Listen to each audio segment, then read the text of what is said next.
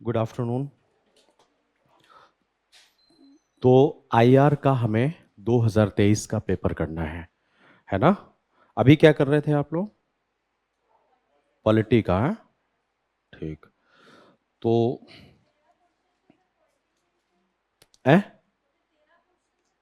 हाँ, पॉलिटी बड़ा सेगमेंट है ना, तो उसमें पॉलिटी और गवर्नेंस दोनों किया होगा ना। पॉलिटी गवर्नेंस दोनों किया होगा ना, तो उसमें दोनों मिलाकर के 4 गवर्नेंस को हो गए और 9 उसके हो गए, 4 आईआर के हैं। तो इसको हम लोग देखते हैं। आ जाए, अंतर्राष्ट्रीय संबंध। तो 4 सवाल हैं। पेपर तो आपके पास होगा ही, 9, 10, 19, 20 पेपर में क्वेश्चन सीरीज है। 9, 10, 19, 20 ये पेपर हैं। तो सबसे पहले मैं आपको एक एनालिसिस करवाऊं कि पेपर कैसे आ रहा है ना। तो एक एनालिसिस है, हालांकि पहले भी मैंने करवाया था, शायद आप लोगों ने देखा हो या नहीं। तो ये हमने पूरे के पूरे पेपर को 4 सेगमेंट में बांट लिया, 4 पार्ट में इंटरनेशनल रिलेशन को। सबसे पहले हम नेबर कंट्रीज में देखें तो एनालिसिस जो चल रहा है वो आप देखेंगे कि 2013 में 50 नंबर के सवाल थे यहाँ पर। तो बाकी जगह पर 2013 में 50 सवाल, 50 नंबर के नेबर कंट्री के साथ सवाल, पड़ोसी देशों के साथ 10 नंबर के नॉन नाबोर्स और डायस्पोरा से रिलेटेड था। तो इस समय 70 नंबर का सवाल था। 2014 में आया तो नाबोर कंट्री से 12.5 नंबर का सवाल, नॉन नाबोर और डायस्पोरा से कोई सवाल नहीं आया। और 50 नंबर के सवाल आए इंस्टीट्यूशंस, ग्रुपिंग्स और इन सब चीज़ों से, जो एक्स्ट्रा चीज़ें थी वहाँ से। ये टॉपिक सबसे महत्वपूर्ण टॉपिक होता है पूरे आईआर में। Regionalisation, global groupings, regional groupings, ये बहुत अच्छे तरीके से पढ़ना चाहिए। और इसमें होता क्या है कि जब हम सारे रिलेशंस पढ़ चुके होते हैं, बायलैटरल, ट्राइलैटरल, रीजनल, तब जाकर के ग्लोबल ग्रुपिंग्स से समझ में आता है। जब तक कि आपके पास सारी स्थितियां, बेसिक इंफॉर्मेशन प्रॉपरली नहीं होंगे या बायलैटरल रिलेशन प्रॉपरली नहीं होंगे तो ग्रुपिंग्स ठीक से नहीं बन पाता है। और सबसे ज़्यादा महत्वपूर्ण आप देखेंगे, इसी साल देखिए 50 नंबर के सवाल हैं ग्रुपिंग से, केवल एक सवाल आया है इंडियन डायस्पोरा से, और बाकी 3 सवाल ग्रुपिंग्स और रीजनल ऑर्गेनाइजेशन से। जैसे नाटो से सवाल आया, एक डायस्पोरा से सवाल आया, और ओशन, समुद्र से सुरक्षा से एक सवाल आया। तो ऐसे सवाल का ट्रेंड एनालिसिस ये है कि आपको ज़्यादातर फोकस इन तीनों सेगमेंट पर ही करना होगा। अब यहाँ आप 2022 में देखेंगे तो यहाँ 10 नंबर और फिर यहाँ 40 नंबर, इस बार 60 नंबर के सवाल हैं। तो यहाँ पर तो ये सेगमेंट तो ऐसा है। अब कमीशन की चालाकी देखिए आप, कि उसे पता है कि रीजनल ऑर्गेनाइजेशन, ग्लोबल ग्रुपिंग्स और ये सब स्टूडेंट तभी समझ पाएगा जब वो बायलैटरल रिलेशन जान रहा होगा। तो वो क्या करता है, यहीं से ज्यादा सवाल पूछता है कि आप यहां पर पढ़े रहे होंगे तभी आप इसको समझ पाएंगे। तो आपको सभी देशों के साथ संबंध पढ़ने के बाद यहां से सवाल पूछ रहा है वो। मतलब ए बी सी डी से कोई सवाल नहीं, जेड से सीधे सवाल आएगा। और जब तक आप ए बी सी डी नहीं मानते हैं या जानते हैं तो जेड का कोई मतलब नहीं है। तो ये एनालिसिस मैंने आपको बना करके दिया है, इसको ध्यान से रखते हुए आप देखिएगा। और अब आइए हम इन 4 सवालों पर चर्चा कर लेते हैं। क्या है पहला सवाल? ये है, संघर्ष का विषाणु एससीओ के कामकाज को प्रभावित करता है। मतलब एससीओ को संघर्ष, एससीओ के अंदर जितने भी देश हैं उनके बीच विद्यमान संघर्ष किस तरीके से एससीओ को प्रभावित कर रहा है, ये बात है। उपरोक्त कथन के आलोक में समस्याओं को कम करने में भारत की क्या भूमिका है? अब इस बात को आप फॉर्मेट करें अगर, तो इस तरीके से ध्यान रखेंगे। सबसे पहले तो हमें बताना पड़ेगा कि एससीओ क्या है, उसकी पृष्ठभूमि के बारे में बहुत ही ब्रीफ जितना कम से कम आप लिख सकें उतना। इसके बाद एससीओ के समक्ष कौन कौन सी चुनौतियां हैं, क्योंकि प्रश्न क्या कह रहा है कि एससीओ में विद्यमान संघर्ष का विषाणु, तो संघर्ष का विषाणु मतलब एससीओ में विद्यमान चैलेंजेस क्या हैं वो आपको बता देना है। और फिर समस्याओं को कम करने में भारत ने कौन कौन सी भूमिका निभाई, क्योंकि अभी भारत एससीओ का अध्यक्ष भी था, तो उस दौरान भारत ने क्या क्या भूमिका निभाई, इस कारण से यह सवाल बना। और फिर भारत के लिए सुझाव।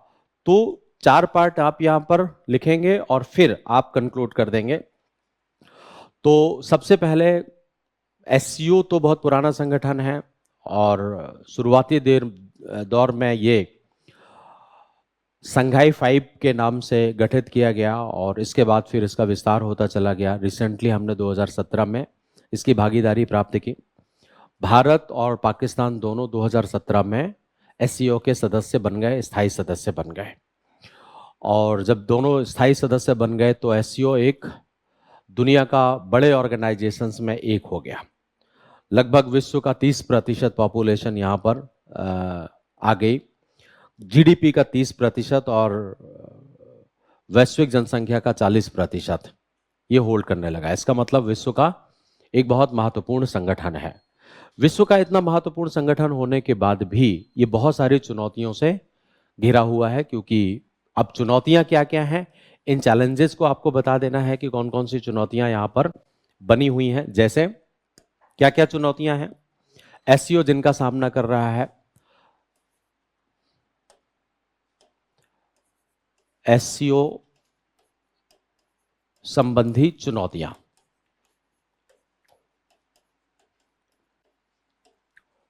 तो पहली प्रॉब्लम तो यह है कि एससीओ में चूंकि ये संघाई 5 के नाम से बना था और इसमें हमेशा से चीन का डोमिनेंस रहा है।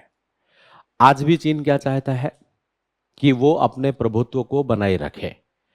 अब चीन अगर अपने प्रभुत्व को बनाए रखना चाहता है तो बाकी सभी देश या तो चीन के अनुगामी हो जाएं या फिर एससीओ में प्रतिस्पर्धा करें। एससीओ में प्रतिस्पर्धा करेंगे तो सबसे बड़ी समस्या आ जाएगी कि किस किस से प्रतिस्पर्धा करें।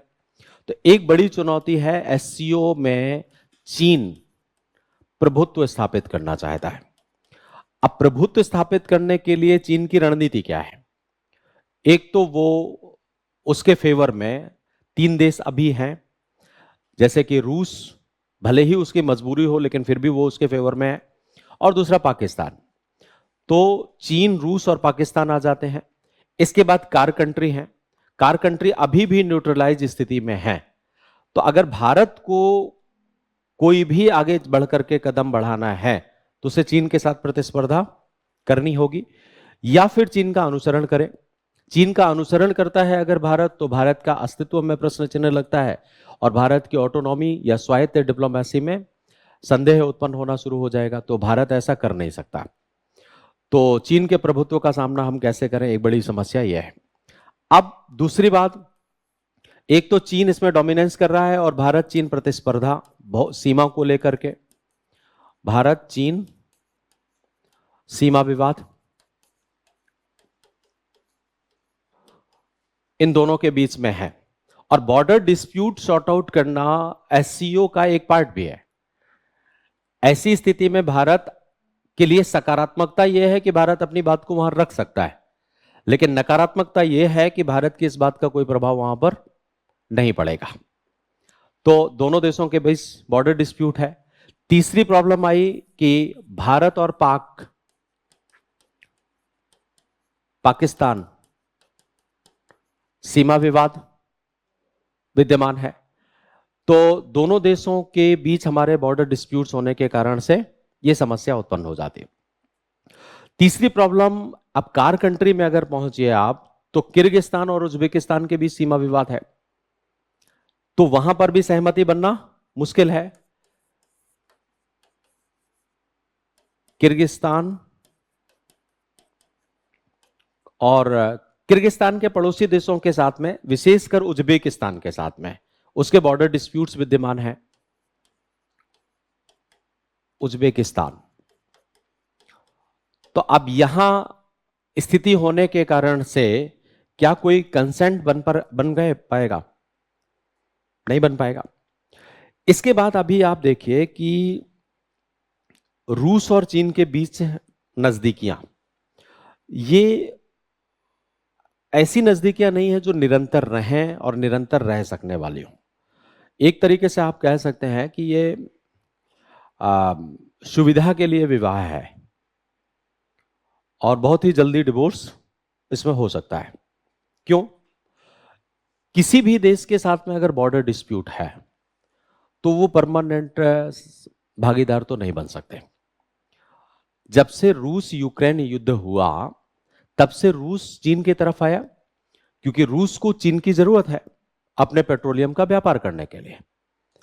जबकि दूसरी तरफ चीन ने अपनी रणनीति बनाई हुई है कि रूस के बहुत सारे भूभागों पर चीन अपना दावा करता है, लेकिन कुछ वर्षों से 4-5 वर्षों से वो दावे अभी ठंडे बस्ते में पड़े हुए हैं। लेकिन वो दावे कब उजागर होकर के आ जाएंगे उसका कोई ठिकाना तो है नहीं। तो चीन और रूस के बीच में कुछ वर्षों से मित्रता है, लेकिन यह मित्रता अनिश्चित है। लेकिन जब तक इनकी मित्रता है तब तक भारत एससीओ में कोई बहुत ज्यादा प्रभावी भूमिका नहीं निभा पाएगा।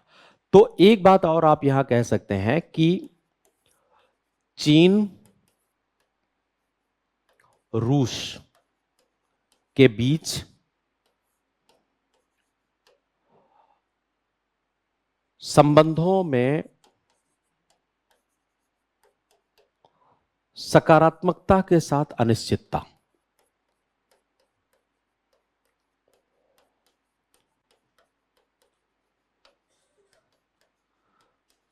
अनिश्चितता। अब यहां ये एक ऐसी स्थिति है ना जहां पर आपके लिए सिर्फ वेट एंड वॉच ही है। आप ऐसा नहीं कर सकते हैं कि रसिया से आप दूरियां बढ़ा लें, क्योंकि आपको पता है कि यह मित्रता निश्चित नहीं है। रसिया से दूरियां आप नहीं बढ़ा सकते हैं, रसिया के साथ आप रहेंगे, लेकिन आपको कब तक सामना करना पड़ेगा इसका? जब तक कि चीन और रूस के बीच में मित्रता है। मित्रता निश्चित नहीं है, यह तय है, क्योंकि आज की स्थिति नहीं है। अगर आप 1970s में देखेंगे तो रूस और चीन एक दूसरे के शत्रु हुआ करते थे। जब चीन अमेरिका की तरफ झुका हुआ था और अमेरिका और चीन के बीच में मित्रता बनी हुई थी, तो एक बड़ी प्रॉब्लम यहां पर यह आ जाती है। इसके बाद आज रूस यूक्रेन युद्ध,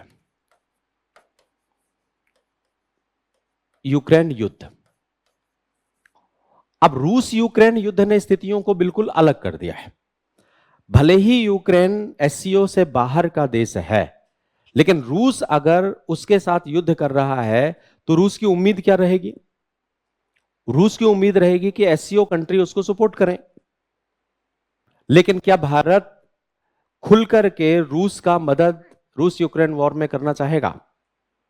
नहीं करना चाहेगा, क्योंकि भारत की अपनी रणनीतियां हैं और पश्चिमी देशों के साथ भारत के अपने रिलेशन है।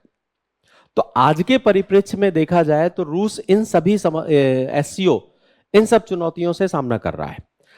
इन सभी चुनौतियों में आप देखेंगे अगर, तो मेन टारगेट इंडिया है सभी जगह। एक अगर किर्गिस्तान और उज्बेकिस्तान के बीच चल रहे सीमा विवाद को छोड़ दिया जाए तो सभी डिस्प्यूट्स में भारत एक पार्ट है। तो क्या भारत का प्रभाव एससीओ में बढ़ सकता है? नहीं। फिलहाल भारत का प्रभाव एससीओ में बढ़ जाए इसकी समस्या आएगी। इसके बाद अब क्या किया भारत ने, ये बात क्लियर हुई आपको? क्योंकि सारी समस्याएं, चीन का डोमिनेंस आप एक्सेप्ट नहीं करेंगे। भारत और चीन के बीच बॉर्डर डिस्प्यूट्स है, तो बॉर्डर डिस्प्यूट्स में क्या आप चीन की बात को मानना पसंद करेंगे? नहीं करेंगे।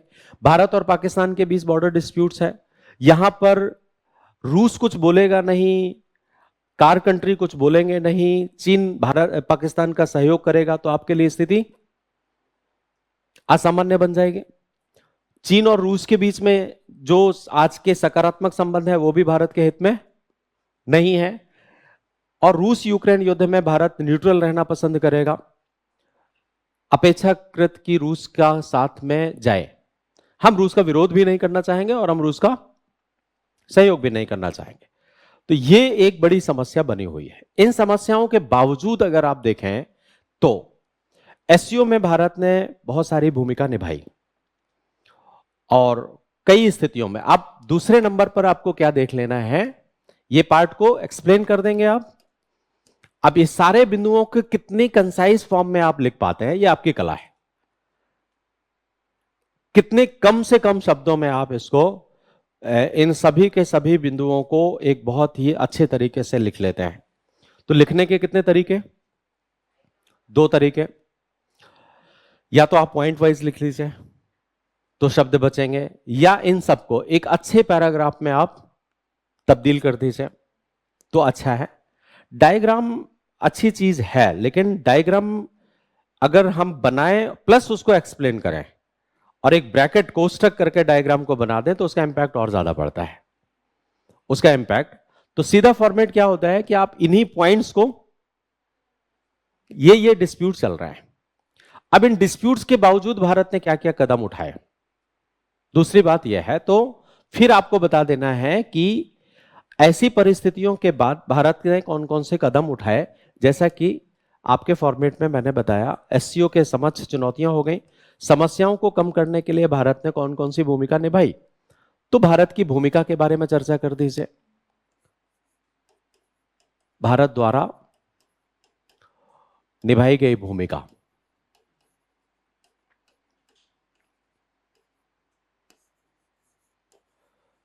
इसको बता दीजिए आप, क्या क्या भूमिका भारत ने निभाई। जैसे हर स्थिति में भारत ने चीन का मुकाबला किया अब तक। जैसे चीन ने अपने बीआरआई प्रोजेक्ट को आगे बढ़ाया तो चीन ने पूरा दबाव बनाया भारत को कि भारत बीआरआई प्रोजेक्ट पर आए शुरुआती दौर में, लेकिन भारत बीआरआई परियोजना का पार्ट नहीं बना और उसको लेकर के भारत ने अंतरराष्ट्रीय दबाव बनाया। यह कहा कि यूनाइटेड नेशंस हमारे पास है और वैश्विक संपदाओं पर किसी भी एक राष्ट्र का प्रभुत्व नहीं होना चाहिए। तो एक तरफ हमने चीन की बीआरआई, पहला काम हमने क्या किया, चीन को संतुलित करने का काम किया, चीन को संतुलित करने के प्रयास किए। अब ये प्रयास देखिए किस किस स्तर पर भारत द्वारा किए गए। पहला तो हमने यूएनओ के माध्यम से, यूएनए के माध्यम से हमने ये बताया कि दुनिया में खुले समुद्रों में या जो भी किसी भी देश की संपत्ति नहीं है, वहां पर किसी भी प्रकार का किसी एक राष्ट्र को डेवलपमेंट करने का अधिकार नहीं होना चाहिए। वैश्विक संपत्ति पर सबका स्वामित्व होना चाहिए और इसके लिए यूनाइटेड नेशंस को सशक्त होकर के अपनी भूमिका निभाने की आवश्यकता है। एक बात यह। दूसरा बात, हमने कुछ राष्ट्रों के साथ मिलकर के एक पैरेलल रूट डेवलप करने का प्रयास किया। भारत का असगाबाद समझौता में भागीदारी करना, नॉर्थ साउथ ट्रांसपोर्ट कॉरिडोर को बनाना। तो क्षेत्रीय स्तर पर हमने काम करना शुरू किया। क्षेत्रीय सहयोग, यहां पर आप क्षेत्रीय सहयोग में नॉर्थ साउथ ट्रांसपोर्ट कॉरिडोर के बारे में एग्जाम्पल के तौर पर लिख सकते हैं कि हमने ये काम किया।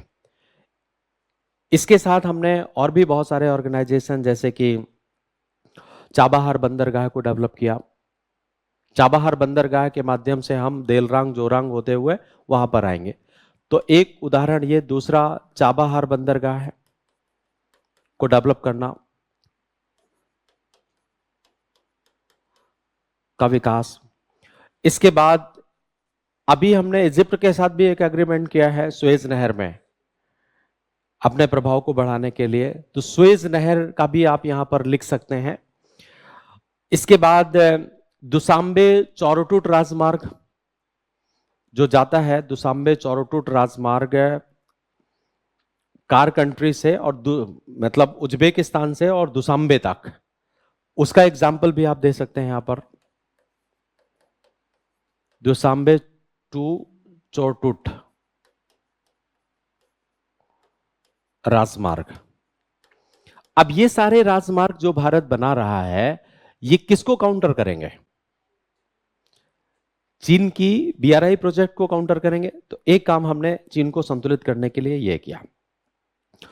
दूसरी बात, डिजिटल क्षेत्र में SCO में भारत ने हमेशा से यह कोशिश किया है कि डिजिटलाइजेशन में या डिजिटलाइजेशन को आधार बना करके सामाजिक आर्थिक सहयोग SCO के मंच से विकसित किया जाए।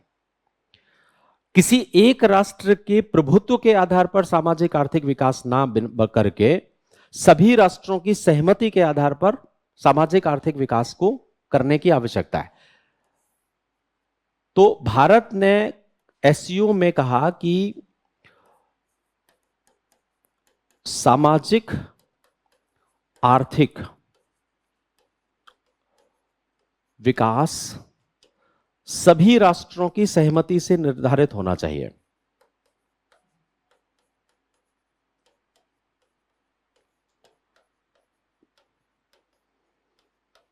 से निर्धारित हो, ना कि किसी एक राष्ट्र है। तो आपने चीन को संतुलित करने के लिए यह कदम यहां पर उठाए। इसके बाद भारत ने सॉफ्ट पावर डिप्लोमेसी को भी आधार बनाया और भारत ने प्राथमिकताएं सुनिश्चित की। अभी अपनी अध्यक्षता के दौरान SCO की प्राथमिकताओं को निर्धारित करने का काम किया कि अपने हितों के अनुकूल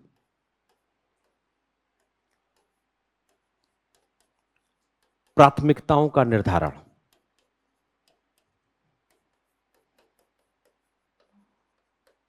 और इन प्राथमिकताओं के निर्धारण के लिए सिक्योर, हमने एक कंसेप्ट दिया सिक्योर।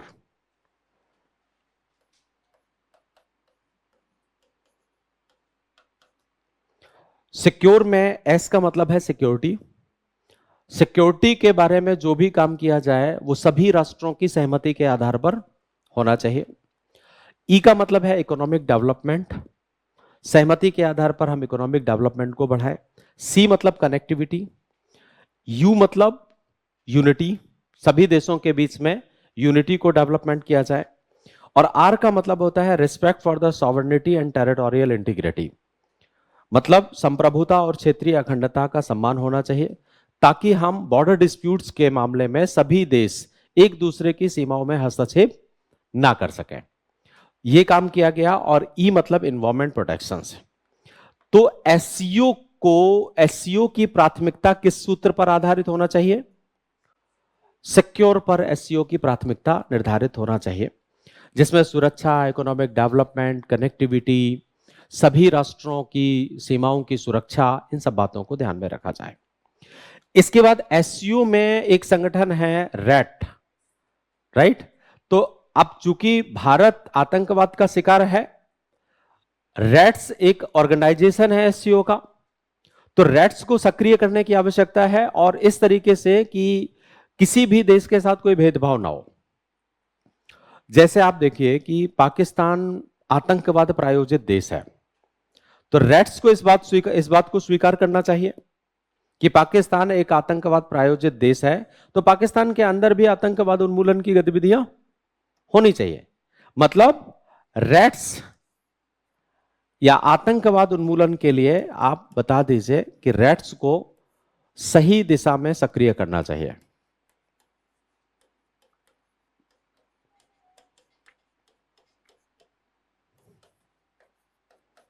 रैट्स को सही दिशा में सक्रिय किया जाए।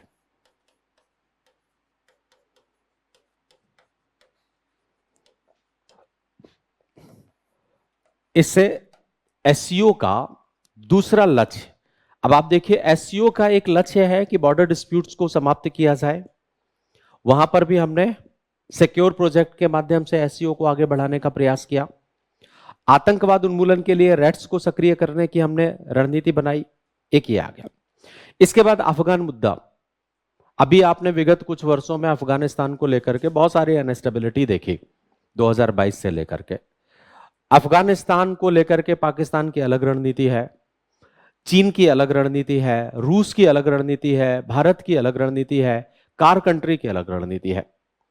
तो अगर सभी देशों के लक्ष्य अलग अलग हैं, जैसे पाकिस्तान ने शुरुआत में यह सोचा कि तालिबान को स्थापित करके और अफगानिस्तान को हम अपनी तरफ बना लेंगे। लेकिन आज के परिप्रेक्ष्य में तालिबान एक अलग दृष्टिकोण को अपना रहा है, तो पाकिस्तान तालिबान के विपरीत जा रहा है। आतंकवाद का किसी भी तौर पर समर्थन करना क्या यह उचित होगा? नहीं, तालिबान तो एक आतंकवादी संगठन है, आपको एक्सेप्ट करना होगा। तो तालिबान को लेकर के भिन्न भिन्न रणनीति अपनाना।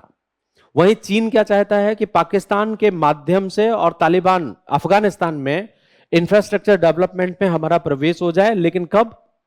जब अफगानिस्तान शांत हो जाए। वहीं कार कंट्री कह रहे हैं कि अफगानिस्तान स्थिर हो और यहां पर एक व्यवस्थित सरकार आए। रूस का यह मानना है कि अफगानिस्तान का आतंकवाद समाप्त हो, लेकिन अमेरिका का हस्तक्षेप ना हो। भारत का मानना यह है कि अफगानिस्तान में शांति बहाल करना आवश्यक है और अमेरिका की पिवोट टू एशिया पैसिफिक के माध्यम से पश्चिमी देशों का यहां पर सहयोग होना अनिवार्य है। तो सबकी नीतियां अलग अलग हैं। भारत ने यहां पर यह प्रयास किया कि अफगानिस्तान शांति के लिए एक मानवीय दृष्टिकोण अपनाने की आवश्यकता है, तभी अफगानिस्तान ठीक होगा और तभी सबका हित होगा। तो अफगान शांति के लिए एक मानवीय दृष्टिकोण अपनाना चाहिए।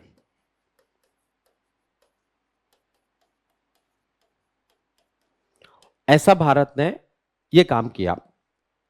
उस मानवीय दृष्टिकोण में तालिबान को अलग कर दीजिए तो अफगान के नेतृत्व में ही सब कुछ हो, जो अफगान सरकार चाहे। अब अफगानिस्तान में एक चुनी सरकार आए या जो भी सरकार वहां पर बने, तो कोई भी देश अपने हितों को पोषित करने के लिए अफगानिस्तान को ना चलाए, बल्कि अफगानिस्तान के हितों को पोषित करने के लिए मदद करे। यहां भारत की रणनीति है अफगान केंद्रित नीति होनी चाहिए।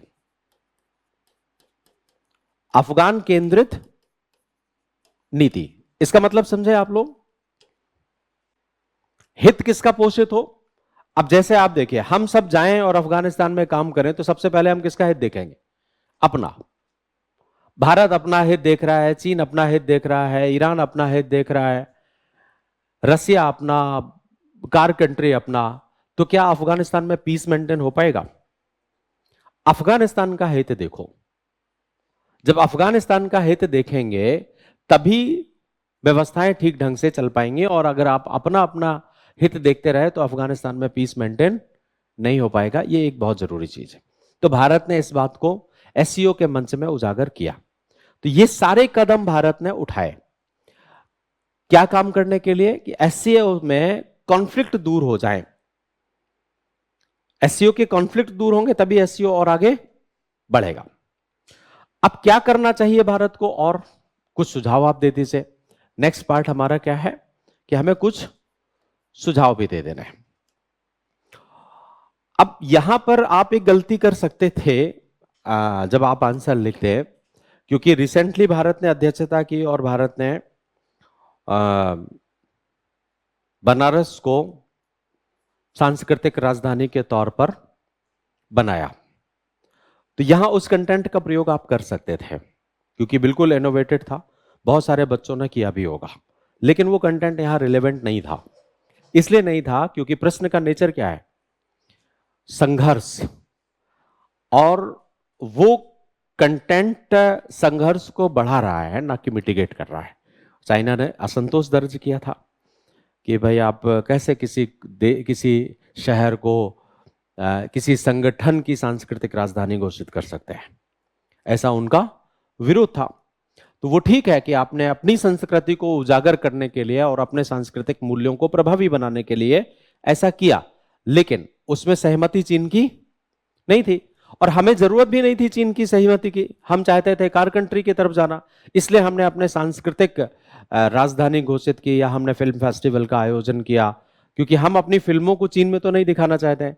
हम चाहते हैं मध्य एशियाई देशों में दिखाना, क्योंकि वहीं हमारी फिल्मों को देखा जाता है। वो कंटेंट यहां पर नहीं, क्योंकि उनका संघर्ष से कोई लेना देना है नहीं। समझ गए ना? मतलब मैं आपको यह बताना चाहता हूं कि उत्तर में वही लिखा जाए जो प्रश्न की डिमांड है। ये कोशिश ना की जाए कि नहीं ये भी डाल देते हैं, बड़ा अच्छा कंटेंट है, ये भी डाल देते हैं, ये तो बिल्कुल नया नया हुआ है, ऐसा नहीं। उससे क्या होगा कि आपका आंसर बल्कि हो जाएगा और फिर वो जरूर चीजें आप नहीं लिख पाएंगे जो वहां लिखना चाहिए था। ठीक है ना? जैसे उत्तर लिखते समय हमेशा ये ध्यान रखना चाहिए कि अगर आपको कहीं पर 10 किलो सामान लेकर के ढो सकते हैं आप, 10 किलो, और 10 किलो डायमंड मिल जाए, गोल्ड मिल जाए, सिल्वर मिल जाए, तो कौन सा ढोएंगे? डायमंड ही ढोएंगे ना। तो उससे ज्यादा कैपेसिटी होगी तो फिर आप गोल्ड लेंगे, फिर जाकर के आप। तो सबसे पहले कंटेंट कैसे यूज किया जाए? जो हाई वेट क्यों, जिनका इंपैक्ट उसमें पड़ता हो। जब आपके पास कंटेंट ना हो तो लो वेट कंटेंट को आप यूज करें, और जब वो भी ना हो तो फिर हवा में बात करते हैं बच्चे। इसलिए अफरात मात्रा में आपके पास कंटेंट होने चाहिए जो आंसर को पुष्ट करता है। अंतरराष्ट्रीय संबंध है और इतिहास लेखन में बहुत बड़ा अंतर होता है। इतिहास का आंसर घटनाओं की क्रमबद्धता पर निर्धारित होता है, और अंतरराष्ट्रीय संबंधों का उत्तर घटनाओं की भावनात्मकता में आधारित होता है। उसका वेट क्या है, जो कंटेंट आप यूज कर रहे हैं उसका इफेक्ट कितना है। अगर वो बहुत ज्यादा इफेक्ट नहीं है, तो बहुत ज्यादा कंटेम्प्रेरी भी है, तो कोई मायने नहीं रखता है। और भी एक अच्छा हुनर होता है लिखने के लिए कि हमेशा बढ़ते हुए क्रम में लिखना चाहिए। अगर मान लीजिए कि ए कंटेंट, मैं आपको यह बताऊं कि ए कंटेंट आपने यूज किया कहीं पर, उसके बाद बी कंटेंट जब आप यूज करें वो उससे ज्यादा वेट रखता हो, अगर वो कमजोर वेट का है तो छोड़ दीजिए, फिर सीधे सी में आ जाइए आप, कोई मतलब नहीं है उसका। समझ गए मेरी बात? ए के बाद जो अगला कंटेंट आप यूज करें वो उसका इफेक्ट और ज्यादा प्रभावी होना चाहिए। अगर नहीं है प्रभावी तो कोशिश करो कि इसको आप वाइप आउट कर दो, और नेक्स्ट कंटेंट क्या हो जो उससे ज्यादा प्रभावी हो। घटनाओं की क्रमबद्धता का कोई लेना देना नहीं है अगर उसका प्रभाव नहीं है। समझ गए ना? तो इसके बाद आप कुछ सुझाव लिख दीजिए कि क्या क्या सुझाव आप देना चाहेंगे यहां पर। सुझाव जैसे क्या सुझाव देना चाहेंगे? भारत को कोशिश करनी चाहिए कि जितने भी हमारे द्विपक्षीय विवाद हैं, उन विवादों को, विशेषकर बॉर्डर डिस्प्यूट्स को सॉर्ट आउट करने के लिए सब पक्ष संबद्ध राष्ट्रों के साथ में हम वार्ता को और ज्यादा बढ़ाएं, जो हम बढ़ा रहे हैं। तो चीन और पाकिस्तान के बीच संबंधों को, बॉर्डर डिस्प्यूट को सॉर्ट आउट करने के लिए हमें वार्ता या कूटनीतिक प्रयासों को और ज्यादा तेज करने की आवश्यकता है। सैन्य सहयोग को भी मजबूत करना है। देखिए, खाली हाथों धमकियों का कोई प्रभाव नहीं होता, ये बात आप जानते हैं या नहीं? खाली हाथ आप ऐसे ही चले जाएं, कोई सामने बाहुबली बैठा हो बढ़िया, और आपका वजन 40 किलो है, आप किसी लायक नहीं लग रहे हैं, और सामने वाले को धमकी दे रहे हैं आप, देख लूंगा तुम्हें, उसके ऊपर कोई फर्क पड़ेगा क्या? कोई फर्क नहीं पड़ेगा। और अगर आपके पास एक रिवॉल्वर है, पिस्टल है, कुछ भी है, और फिर आप कहते हैं देख लूंगा, तो सामने वाले के ऊपर प्रभाव पड़ेगा या नहीं? तो अगर आप ये चाहते हैं कि वार्ताएं प्रभावी हों, तो सैन्य शक्ति का होना बहुत जरूरी है। और सैन्य शक्ति का होने का मतलब आपका डोमेस्टिक पावर्स तो मजबूत होना ही चाहिए, आपके एसोसिएट्स भी मजबूत होने चाहिए। तो एक सुझाव तो आपको यह देखना है कि पड़ोसी देशों के साथ, पड़ोसी देशों के साथ कूटनीतिक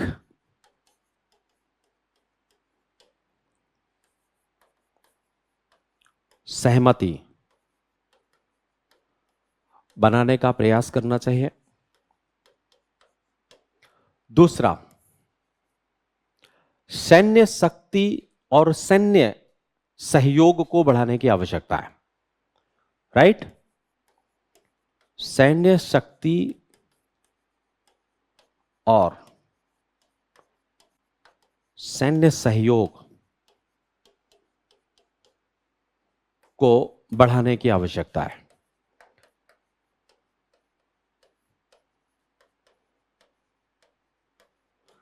जब ये कंटेंट बढ़ जाएगा तभी इसका प्रभाव है। ये बात आप 75 साल में देख चुके हैं। शुरू से हमारी रणनीति रही है कि हम चीन सीमा में कोई भी इंफ्रास्ट्रक्चर डेवलप नहीं करेंगे, सैन्यीकरण नहीं बढ़ाएंगे, इससे चीन शांत हो जाएगा, नहीं होगा, नहीं एनक्रोच करेगा। लेकिन क्या ऐसा हुआ? ऐसा नहीं हुआ। ये तो चीन को अवसर देना, देखिए साम्राज्यवादी देशों को अवसर देना, इसी को कहा जाता है सांप को दूध पिलाना। सांप को आप पाल पोस करके कितना बढ़िया करते रहिए कि अब तो ये मैंने इसको खिला पिला करके मजबूत कर दिया, अब ये मुझे नहीं काटेगा, लेकिन जैसे ही मौका मिलेगा वो आपको काटेगा। तो अंतरराष्ट्रीय राजनीति में नैतिकता जैसी कोई चीज होती ही नहीं है। और हम क्या करते रहे?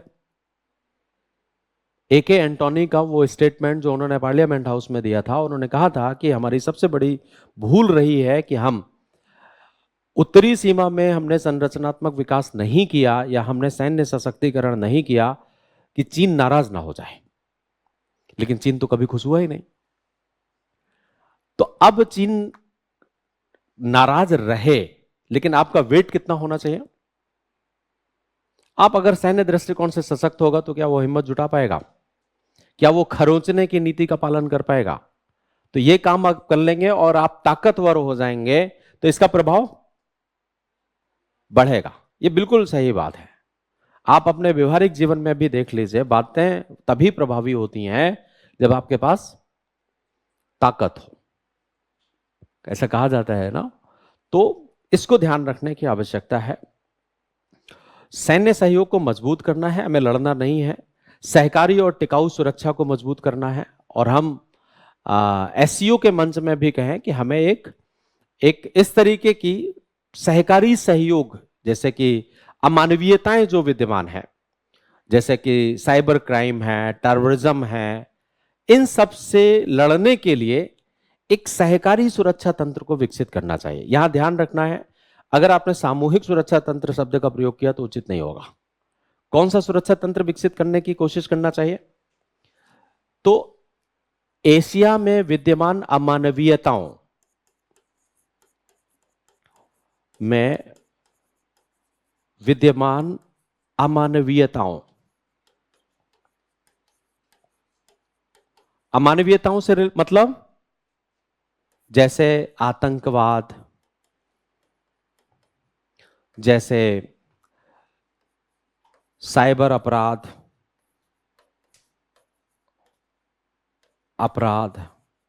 जैसे तस्करी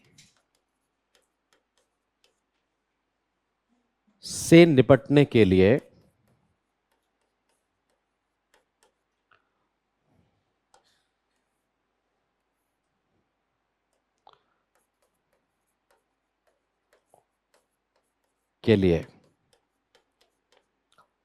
सहकारी सुरक्षा तंत्र,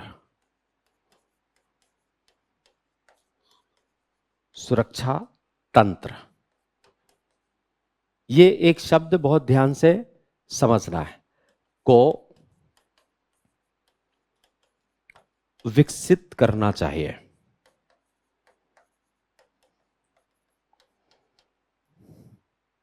ये नया वर्ड है। ये कलेक्टिव सिक्योरिटी नहीं है, ये रीजनल सिक्योरिटी नहीं है, ये एक कोलैबोरेटिव सिक्योरिटी है जो क्या काम करेगी? जरूरत पड़ने पर हम एक दूसरे का सहयोग करेंगे अगर हित एक समान है। ठीक है ना? ये कब, इसका मतलब ये नहीं है जैसे नाटो, सीटो, सेंटो, ये सब नहीं है। हित एक समान है मतलब आतंकवाद एक सभी का संकट है, तो आतंकवाद उन्मूलन करने के लिए सहकारी सहयोग को स्थापित किया जाए, ये आज की आवश्यकता है। तो एक हमें ये काम करना है। इसके बाद भारत को अपनी रणनीतिक स्वायत्तता को बनाए रखना चाहिए, जो भारत अभी तक बनाए रखना है। ये भी सुझाव आप दे सकते हैं। भारत को रणनीतिक स्वायत्तता पर फोकस करना चाहिए।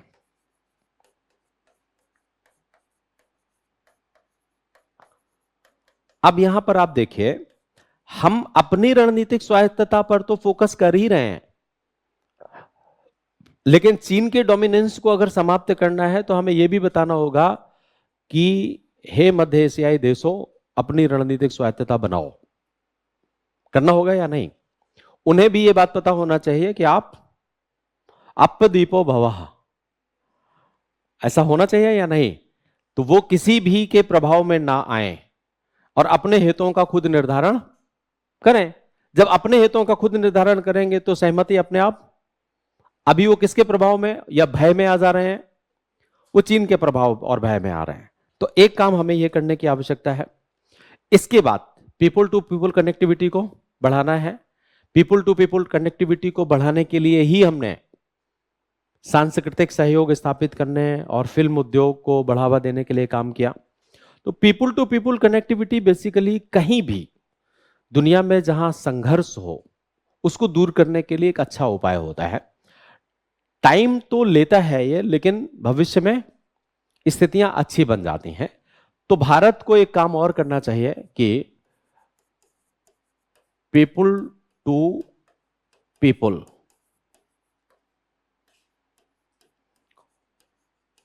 कनेक्टिविटी को बढ़ाना चाहिए।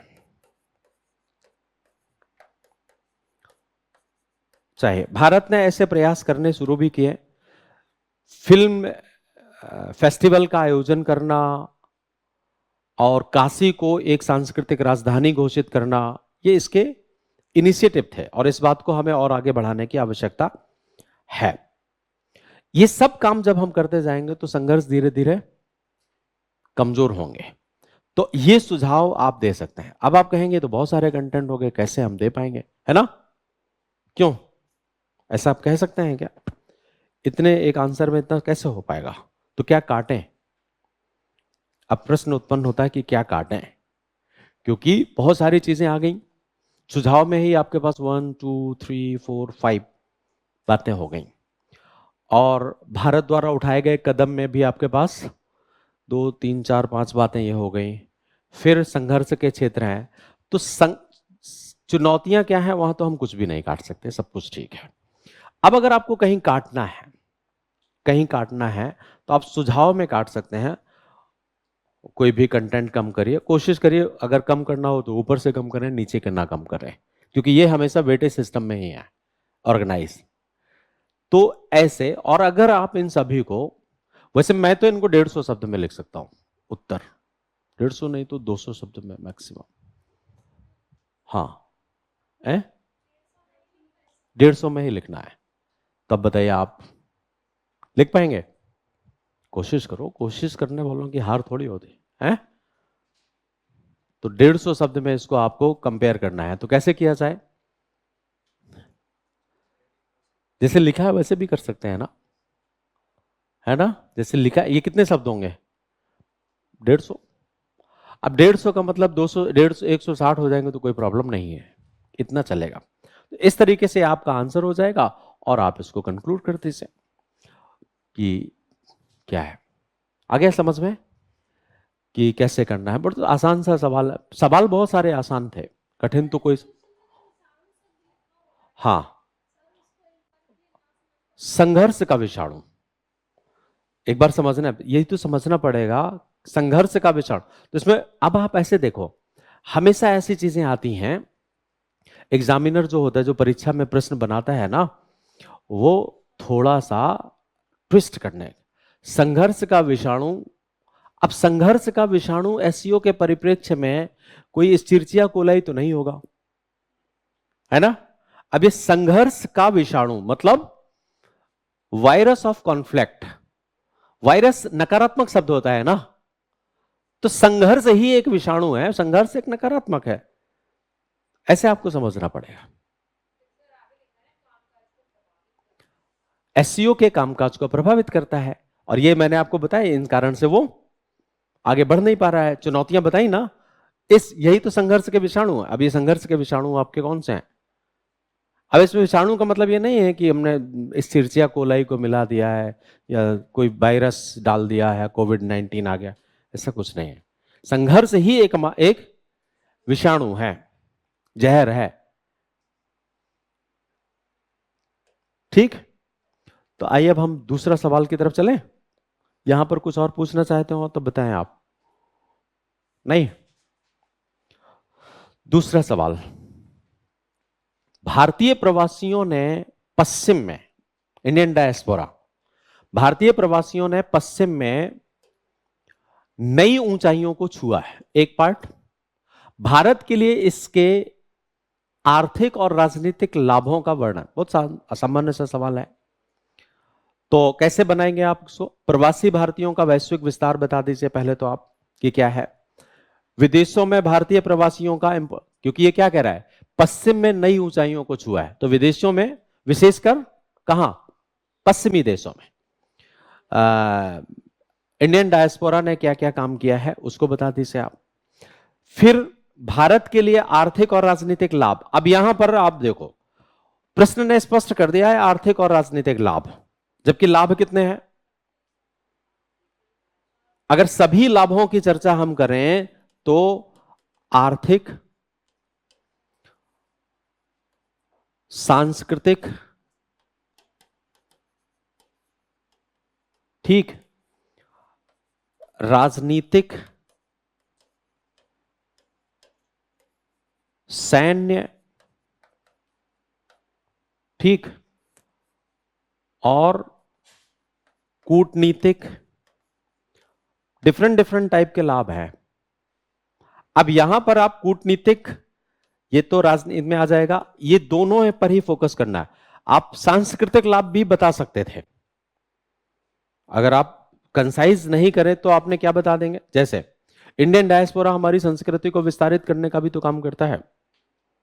आपके योगा, आपका वैदिक यूएसए में प्रचारित प्रसारित करने की भूमिका कौन निभा रहा है? इंडियन डायस्पोरा निभा रहा है। हमें यहां लिखने की कोई आवश्यकता नहीं, जब तक कि हमारे पास शब्द की जरूरत ना पड़े तब तक। सिर्फ कहां फोकस करें हम, इकोनॉमिक और इनमें। सैन्य सहयोग भी इंडियन डायस्पोरा बढ़ाने में मदद कर रहा है, ठीक। जैसे कि आप ऋषि सुनक जब से बने हैं तो हमारा मिलिट्री कोऑपरेशन रशिया के, ब्रिटेन के साथ बढ़ा।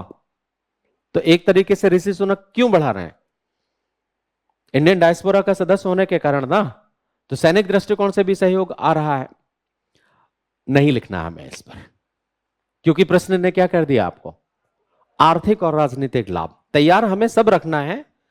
अब वो कह देता कि सांस्कृतिक और सैन्य लाभ बताइए, तो आप कहां फोकस हो जाएं, सैन्य और सहयोग। ऐसे ध्यान रखना है कि आपको वहीं रहना है जहां प्रश्न कह रहा है। इसके बाद फिर तीसरे नंबर पर आप प्रवासी भारतीयों के परिप्रेक्ष्य में भारत द्वारा उठाए गए कदम और आज की नीति, इसको एक पैराग्राफ में आपको एक दो कदम बता दीजिए कि भारत ने क्या क्या काम किया है और आज हमारी रणनीति क्या है, ठीक। तो सबसे पहले आप इसका विस्तार कैसे बताएंगे? आज पूरी दुनिया में लगभग 31 मिलियन इंडियन डायस्पोरा है जो फैला हुआ है। 31 मिलियन इंडियन डायस्पोरा में लगभग 13 मिलियन तो एनआरआई हैं और 18 मिलियन पीआईओज हैं। पीआईओज वो होते हैं जो भारतीय मूल के हैं लेकिन भारत के नागरिक नहीं है, और एनआरआई वो हैं जो भारत के हैं, भारतीय नागरिक हैं लेकिन विदेशों में रह रहे हैं, वहां पर आय सृजित कर रहे हैं। तो एनआरआई कितने हैं आपके? 13 मिलियन, मोर देन 13 मिलियन, और पीआईओज कितने हैं? More than 18 million. ये वहां पर हैं, इसको बताते जाइए। और सबसे अधिक संख्या अगर पश्चिमी देशों में देखा जाए तो यूनाइटेड स्टेट ऑफ अमेरिका में है, पश्चिमी देशों में। ऐसे तो आपके दो यहां पर मध्य पश्चिम एशियाई देशों में, लेकिन प्रश्न तो स्पष्ट कर रहा है ना आपको। अब आप यहां पर अगर ये फोकस नहीं करेंगे कि पश्चिमी एशिया में है तो आप लिख देंगे कि मध्य एशिया में सबसे ज्यादा पाए जाते हैं, लेकिन आपको क्या फोकस करना है? पश्चिम एशिया। तो आप बताएंगे पश्चिम एशिया में सबसे ज्यादा कहां है? यूएस में, ठीक है। और वहां मेंशन करिए पश्चिम एशियाई देशों में सर्वाधिक Indian diaspora United state of America में हैं। तो ऐसे आपने एक इंट्रोडक्शन लिख दिया। क्लियर? कितनी सावधानी रखनी होती है उत्तर में अच्छा नंबर लाने के लिए, कि आपको प्रश्न को कई बार, एक दो बार ढंग से पढ़ लें और समझ लें, क्योंकि वो व्यक्ति जो 60-65 साल का है ना, वो बहुत ही माइन्यूट नजर होती है उसको, और वो देख रहा होता है कि क्या है, और उसकी पूरी कोशिश होती है गलतियां निकालने की। आगे बात समझ में ना? वो पूरी कोशिश क्या करेगा? हाँ, लेकिन अगर आपको पहली नजर में आप पसंद आ गए उसको, तो फिर वो अच्छाइयां ही ढूंढता है। अगर उसे समझ में आ गया कि अप्रोच बहुत बढ़िया है, तो फिर आंसर में वो क्या ढूंढेगा? फिर अच्छा। और पहली नजर में मामला बिगड़ गया तो फिर, ये सब जगह मानवीय स्वभाव होता है कि नहीं होता है? मानवीय स्वभाव है। अगर आपका इनिशिएट अच्छा नहीं है तो पता नहीं क्या लिख रहा है? तो फिर आपको बताना है विदेशों में प्रवासी भारतीयों का योगदान क्या क्या रहा है। तो क्या बताएंगे आप योगदान में?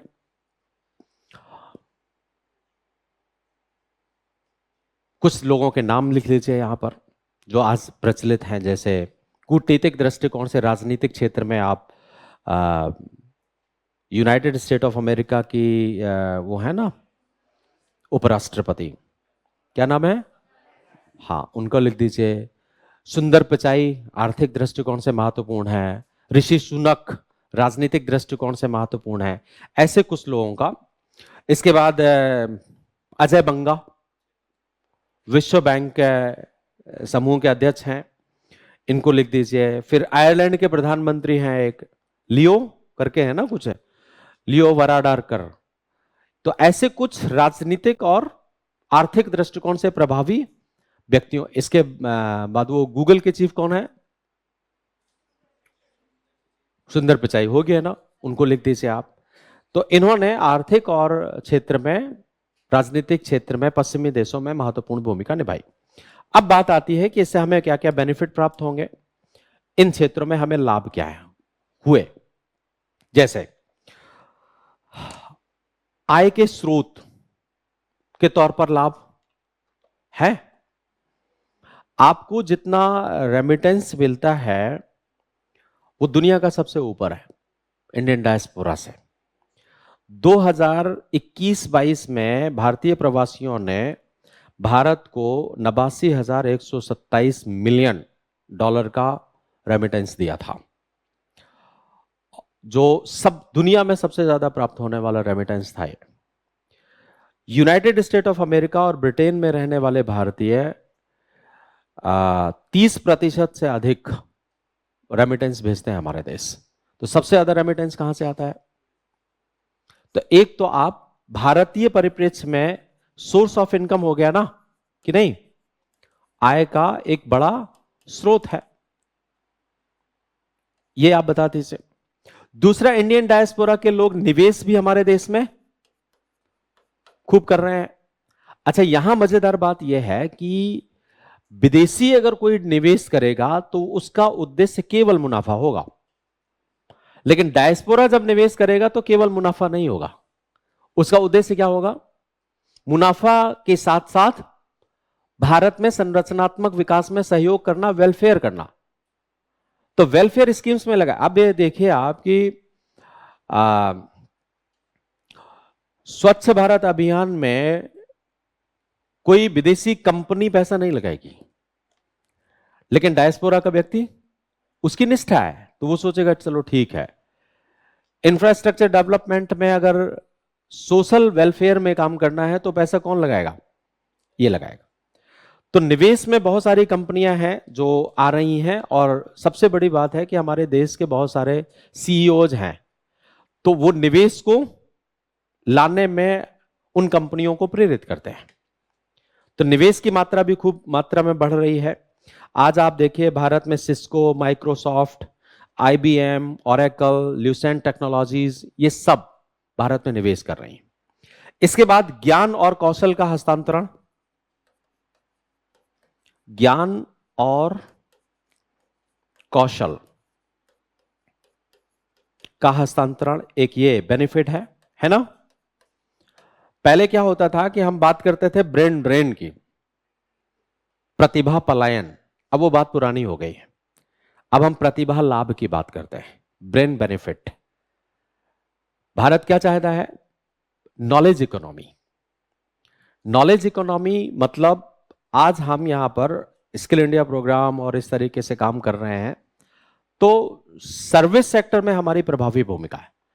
अब यहां से हम अच्छे अच्छे ज्ञानवान प्रबुद्ध व्यक्तियों को तैयार करके विदेशों में भेजेंगे, तो वो विदेशों में काम करेंगे और वहां से पैसा, तो ब्रेन ड्रेन अब बीती बात हो गई। जब कहा करते थे कि अरे साहब हर गोविंद खुराना चले गए, तो अब तो यहां बने रहते तो क्या कर लेते? वो कुछ नहीं कर पाते ना। तो अगर आप तैयार हैं, और हमारे पास तो बहुत सारे लोग हैं ना, हम जनसंख्या में तो अफरात हैं, दुनिया के 1 नंबर हैं, और मैंने आपको कई बार कहा होगा कि अफरात मात्रा में हमारी उत्पादन दर सबसे अच्छी है इन सब क्षेत्रों में। यहां हम पैदा करें और स्किल करें, स्किल करने के बाद बाहर भेज दें, तो एक तो नॉलेज इन्फ्लुएंस बढ़ेगा हमारा और उससे पैसा भी। तो अब हमें ज्ञान का पलायन नहीं बल्कि ज्ञान के लाभ के दृष्टिकोण को अपनाया है, जो बेनिफिट मिलेगा। बस आपको क्या करना है, यहां क्वालिटेटिव स्किल इंडिया प्रोग्राम चलाने हैं, गुणात्मक तरीके से अच्छे प्रोग्राम चलाइए और हर तरीके के लोगों को आप निर्यात करिए। राजनीतिक प्रतिनिधित्व और राजनीतिक प्रभाव, जितनी मात्रा में दुनिया में राजनीतिक प्रभाव बढ़ेगा उतनी मात्रा में उनकी डिप्लोमेसीज हमारे अनुकूल बनेंगी। तो एक बेनिफिट आपका यहां अगले पेज में लिख दूं क्या मैं? यहां अगर विश्व में राजनीतिक प्रभाव बढ़ता है इंडियन डायस्पोरा का, तो भारत का कूटनीतिक संबंध कैसा होगा? अच्छा होगा। आज हमारे रॉ को सबसे ज्यादा सपोर्ट करने वाले हैं इंडियन डायस्पोरा। रॉ विदेशों में काम कर रहा है। अब कई बार ऐसा होता है कि ओपिनियन भारत के विरुद्ध बन गया, क्योंकि जितने आपके शत्रु होंगे वो भारत के विरुद्ध अपना ओपिनियन बनाने की कोशिश करेंगे। अब उस ओपिनियन को भारत के फेवर में लाना है, तो कैसे लाया जाए? अब रॉ इन डायस्पोरा के प्रभावी प्रतिष्ठित व्यक्तियों से मुलाकात करेगा और वहां पर भारत के फेवर में ओपिनियन को तैयार करेगा, तो कूटनीतिक बेनिफिट हमें मिलेंगे। अभी आपको मैं बताऊं कि यूएस ने हमें कहा है कि नाटो प्लस के सदस्य बन जाओ। ठीक, अभी हम चर्चा करेंगे, नाटो का भी एक सवाल है ना, लेकिन एक उदाहरण के तौर पर समझो।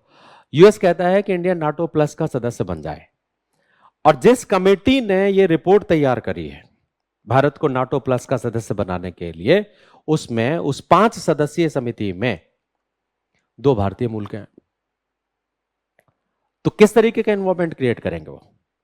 अब वो अलग बात है कि आप बनते हैं या नहीं बनते हैं, आपके अपने इंटरेस्ट हैं, लेकिन यूएस को या नाटो 5 को आपकी तरफ आकर्षित किया ना उसने, तो आपका वेट, प्रपोजल उधर से आए तो ज्यादा बढ़िया है ना कि हम डालें, उधर से आए तो ज्यादा, फिर हमारा भाव बढ़ जाएगा, और अगर हमें डालना पड़ गया तो सामने वाले का भाव बढ़ जाएगा। तो प्रपोजल कहां से आ रहा है? वहां से आ रहा है। और उस तरीके का एनवायरमेंट किसने क्रिएट किया?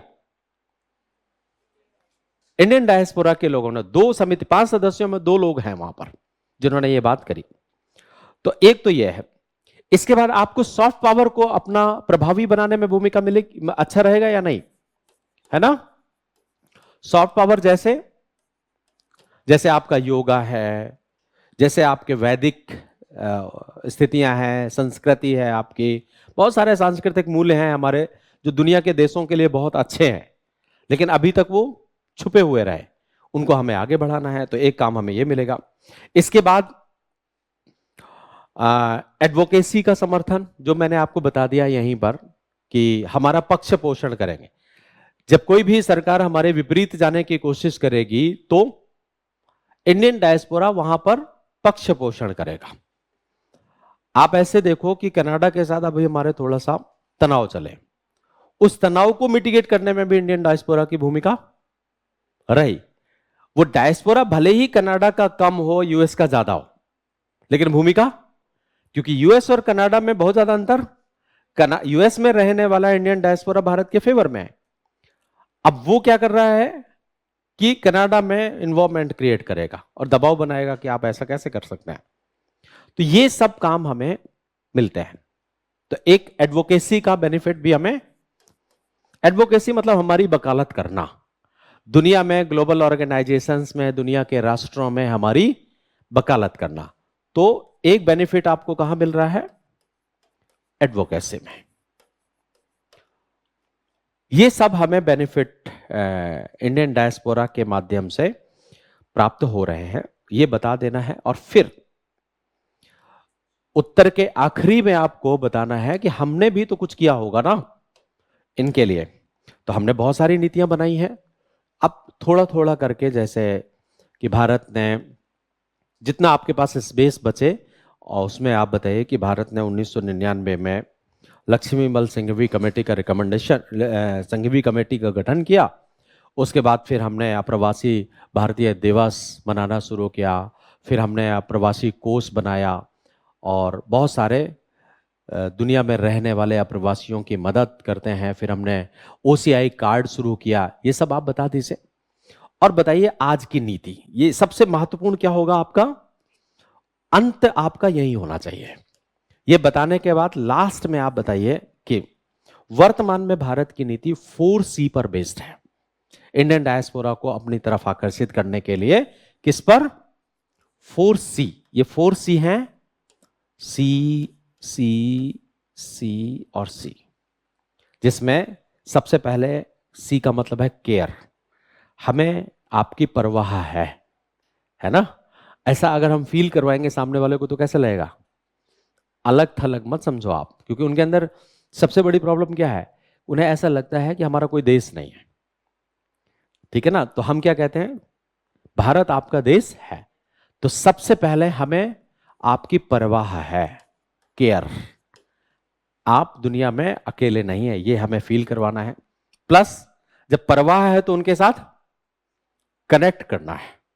तो दूसरे सी का मतलब है हम उनके साथ कनेक्ट करते हैं। जैसे आप देखते होंगे आजकल हमारे भारतीय प्रधानमंत्री कहीं भी जाते हैं तो डायस्पोरा को जरूर संबोधित करते हैं या नहीं? और संबोधित करने मात्र से क्या हो जाता है? केयर एंड कनेक्ट, दोनों चीजें आ जाएंगी। उन्हें अपनापन फील होगा, अरे भाई भारतीय। बहुत सारे लोग तो भारतीय प्रधानमंत्री से मिलने के लिए एनआरआई बन जाते हैं। हाँ, कई बार ऐसा होता है कि जैसे पता चल गया, मैं एक रिपोर्ट पढ़ रहा था तो पता चला कि भारतीय प्रधानमंत्री को जाना है यूएस की यात्रा करने के लिए। अब यूएस की यात्रा करने के लिए जाना है तो क्या किया जाए? मिलना है हमें प्रधानमंत्री से, हमें अपनी बात को प्रधानमंत्री को कहना है। तो कैसे हम कह पाए? तो चलो चलते हैं। और 6 महीने वहां रह गए, एनआरआई बन गए।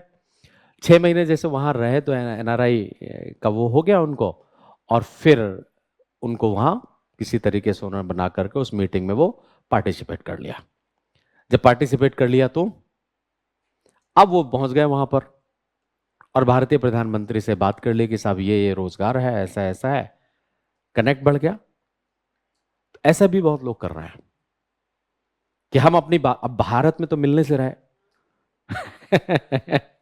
250 करोड़ की पॉपुलेशन है, आप प्रधानमंत्री से मिलना चाहें तो कैसे संभव है? ये संभव नहीं है। तो एक तो ये, इसके बाद हमको ये फील करवाना है कि वो आप सेलिब्रिटी हैं हमारे। आई बात समझ में? हमें एनआरआई डायस्पोरा को क्या फील करवाना है? हाँ, तो सी का मतलब सेलिब्रिटी। जब किसी को आप फील करवा देते हैं तो उसे कैसा लगता है? कभी आपने खुद को फील किया सेलिब्रिटी? नहीं है? कभी कभी अपने आप को सेलिब्रिटी महसूस किया? नहीं। बस आईएएस बनने की जरूरत है इसके लिए, तो फिर महसूस करना। तो एक, हम डायस्पोरा जब भी हमारे यहाँ आता है तो उनका स्वागत हम बहुत अच्छे तरीके से करते हैं, ताकि वो क्या महसूस करें? अपने आप को सेलिब्रिटी महसूस करें। और फिर जब ये सब काम कर लेंगे तभी तो लेने में मजा आएगा ना? नहीं, कंट्रीब्यूशन। नेक्स्ट प्लीज, आप कंट्रीब्यूट करो। तो नेक्स्ट सी का मतलब क्या है? कंट्रीब्यूशन, है ना। अब अगर यहां पहला कंट्रीब्यूशन हो जाता तो बात बनेगी नहीं। तो बस ठीक वैसे है जैसे नानी आपके घर से बाहर जा रही होती, जाते हुए ही आप उम्मीद लगाते हो कि कुछ हो जाता है तो अगर पहले आए नानी, अच्छा आई हो तो क्या आप निकालो फिर, तो नानी कहेंगे तो बड़ा लुटेरा निकला। तो care, connect, celebrity and contribution, इस बात को हमें ध्यान रखना है। आज की हमारी नीति क्या है, यह है। इस नीति के आधार पर हम इंडियन डायस्पोरा के साथ आगे बढ़ रहे हैं। ठीक है ना, हो जाएगा आंसर, वेरी गुड। तो चलिए एक और सवाल पर हम आगे चलते हैं, और वो सवाल है हमारा 19वां। नाटो का विस्तार एवं सुदृढ़ीकरण, और ध्यान से समझना, नाटो का विस्तार एवं सुदृढ़ीकरण और एक मजबूत अमेरिका यूरोप रणनीतिक साझेदारी भारत के लिए अच्छा काम करती है। ये दो पार्ट हो गए आंसर के। नाटो कैसे मजबूत और सुदृढ़ हो रहा है, और किस तरीके से यूएस और यूरोप के बीच में रणनीतिक साझेदारी बढ़ रही है। क्यों बढ़ रही है, ये इस कथन के बारे में आपकी क्या राय है, अपने उत्तर के समर्थन में कारण और उदाहरण बताइए। तो कुल मिलाकर के इस प्रश्न का लब्बो लुबाब यह है कि आपको इस प्रश्न के उत्तर में तीन खास बातें बतानी है। एक तो आपको यह बताना है कि नाटो का विस्तार और सुदृढ़ीकरण, एक मजबूत अमेरिका यूरोप रणनीतिक साझेदारी, ठीक। सब कुछ यहां पर अभी नाटो की रिलेवेंसी से जुड़ा हुआ है। रिसेंटली फिनलैंड नाटो का 31वां सदस्य बना। फिनलैंड के नाटो का सदस्य बनने का मतलब है कि नाटो मजबूत हो रहा है, सुदृढ़ हो रहा है। इसके बाद कुछ ही दिनों पहले नाटो प्लस का कंसेप्ट आया था, जिसमें बहुत सारे देशों ने नाटो प्लस के तहत अपनी भागीदारी को सुनिश्चित किया। ऑस्ट्रेलिया, न्यूजीलैंड, जापान, इजराइल, ये साउथ कोरिया, ये नाटो के 5 देश हैं नाटो प्लस का सदस्य, और भारत की मांग भी कर रही। तो एक बात तो ये हुई ना, एक तरफ नाटो का विस्तार हो रहा है और दुनिया के देश नाटो में आना चाह रहे हैं, दूसरी तरफ नाटो की जरूरत भी आज पश्चिमी देशों को है। उसका कारण रूस यूक्रेन युद्ध। रूस यूक्रेन युद्ध के कारण से यूरोप के देश क्या चाहेंगे, यूरोप के देश चाहेंगे कि अमेरिका यूरोप की तरफ फिर से आए। कुछ दिनों पहले क्या हुआ था, आज से 2014 से पहले, 2014 से पहले अमेरिका और यूरोप के बीच दूरियां पड़ गई थी, और ऐसा लगने लगा था कि नाटो इरेलेवेंट हो जाएगा। पुरानी बात है लेकिन थोड़ा सा जानो। चीन का प्रभाव बढ़ रहा था यूरोप में, और सबके सब देश बायलैटरल स्थिति पर चीन के साथ अपना संबंध स्थापित कर रहे थे। यूरोपीय संघ ने पूरब की ओर विस्तार की नीति अपनाया और यूएसएसआर के सभी टूटे हुए देशों को अपनी तरफ बनाने का कोशिश किया। तो चीन का प्रभाव यूरोप में बढ़ रहा था। अब ऐसी स्थिति में समस्या 2009 से लेकर के 2014 तक यूरोप और अमेरिका के बीच में डिस्टेंस था। कैसे डिस्टेंस था, जब यूरोपीय संघ ने एक संधि करी थी, लिस्बन संधि, याद है आप लोगों को? लिस्बन संधि हुई और यूरोप और ज्यादा पॉलिटिकली इंटीग्रेट हो गया, मजबूत हो गया। तो ऐसी स्थिति में उसे लगा कि हम अगर चाहेंगे तो अमेरिका को फाइट करेंगे, और यूरो इतना तेजी से बढ़ा कि अमेरिकन डॉलर को चुनौती देने लगा। जब यूरो अमेरिकन डॉलर को चुनौती देने लगेगा तो इनके बीच में डिस्टेंस आएंगे या नहीं आएंगे? आएंगे ना। वो डिस्टेंस आए, यूरोप कंसोलिडेट हुआ। यूरोप ने यूरोपीय संघ, यूरोपीय आयोग, यूरोपीय संसद, ये दुनिया भर के बना लिए, और नाटो को वहां कोई इंपॉर्टेंस नहीं मिला। लेकिन अचानक स्थिति यह आई कि 2014 में क्रीमिया क्राइसिस आ गया यूक्रेन को लेकर के, और उस समय यूक्रेन यूरोपीय संघ का सदस्य बनना चाह रहा था। यह ध्यान रखने वाली बात है, उस समय वो नाटो का सदस्य नहीं बनना चाहता था। वो किसका सदस्य बनना चाह रहा था? यूरोपीय संघ का। उसका विरोध करते हुए क्रीमिया क्राइसिस हुआ। रूस ने क्रीमिया पर अपना नियंत्रण कर लिया और वो संघर्ष बढ़ता चला गया। अब जब क्रीमिया क्राइसिस हो गया तो यूरोप और रूस के बीच तनाव, ऐसी स्थिति में रूस का झुकाव चीन की तरफ, तो जो चीन का झुकाव यूरोप की तरफ बढ़ रहा था वो कमजोर हो जाएगा या नहीं? क्योंकि अब रूस किसकी तरफ आ रहा है? चीन की तरफ आ रहा है। तो चीन की तरफ यूरोपीय संघ के देश आएंगे? नहीं आएंगे। अब चीन और यूरोपीय संघ के बीच में डिस्टेंसेस बढ़ना शुरू हो गए। रिजल्ट क्या होगा? यूएस की जरूरत महसूस होगी, क्योंकि जब सैन्य मामला आ जाएगा तो यूरोपीय संघ के राष्ट्रों को किसकी जरूरत महसूस होगी? तो आप प्रश्न के नेचर में देखिए कि आ रहा है ना, एक मजबूत यूरोपीय संघ रणनीतिक साझेदारी, यूरोप और अमेरिका रणनीतिक साझेदारी।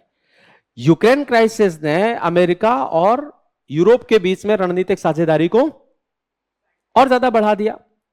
इस बात को एक्सेप्ट करना है। अब रणनीतिक साझेदारी जैसे बढ़ी तो जो भी वहां पर सर्कमस्टांसेस हुआ है उसका रिजल्ट ये आना शुरू हो गया कि फिनलैंड और इसके बाद स्वीडन, ये सब किसके सदस्य बनने की कोशिश कर रहे हैं? नाटो के साथ। नाटो सुदृढ़ हुआ। अब वही सेम सिचुएशन दक्षिण एशिया में चल रही है।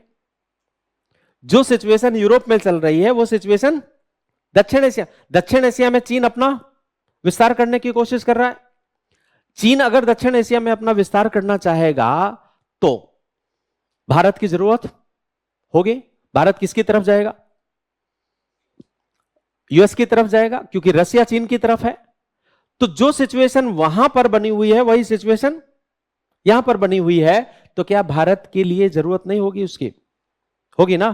तो सबसे पहले तो आप यहां बता दीजिए कि यूरोप में नाटो का विस्तार हो रहा है। नाटो और मजबूत होता चला जाए। मजबूत होने का एक प्रमाण है हमारे पास कि अभी रिसेंटली फिनलैंड इसका सदस्य बन गया, स्वीडन इसकी सदस्यता का एक पाइपलाइन में है, वो आ जाएगा। और ऐसी स्थिति में अमेरिका और यूरोप के बीच में रणनीतिक साझेदारी का कंसेप्ट मैंने आपको बता दिया कि क्यों हो रहा है। उसका मेन स्थिति शुरू हुई थी कहां से? क्रीमिया क्राइसिस से, और आज यूक्रेन रूस संकट के कारण से और ज्यादा मजबूत हो गया। अब बात आती है कि भारत के लिए दूसरे पार्ट में आप कहां जाएंगे? भारत के लिए नाटो के विस्तार और सुदृढ़ीकरण और मजबूत अमेरिका यूरोपीय रणनीतिक साझेदारी का भारतीय परिप्रेक्ष्य में इंपॉर्टेंस क्या होगा? भारतीय परिप्रेक्ष्य में इसका महत्व क्या होगा? भारत ने अपने महत्व को सोचना तब शुरू किया जब, वैसे तो भारत के अमेरिका के साथ संबंध वर्ष 2010-11 से ही बढ़ रहे हैं तेजी से, लेकिन अब यह बात आई कि भारत को नाटो प्लस का सदस्य बनाने की तरफ आगे बढ़ रहा है, तो उत्सुकता हमारी और ज्यादा बढ़ गई। कौन कौन से बेनिफिट होंगे? अगर हम अब यहां दोनों चीजें देखो, ध्यान रखना। एक तो पहले आपके पॉजिटिव एस्पेक्ट और दूसरे नंबर पर आपको निगेटिव। आपको निगेटिव भी बताना पड़ेंगे क्योंकि आप होने वाले नहीं है सदस्य इसके, ये बात तय है, ठीक है ना। लेकिन पॉजिटिव क्या क्या रहेंगे वो बता दीजिए आप। जैसे चीन को संतुलित करने में हमें आसानी रहेगी। चीन को संतुलित करना रहेगा या नहीं?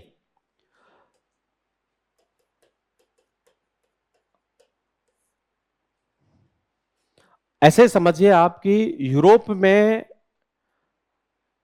जो स्थिति यूक्रेन की है, एशिया में वही स्थिति भारत की है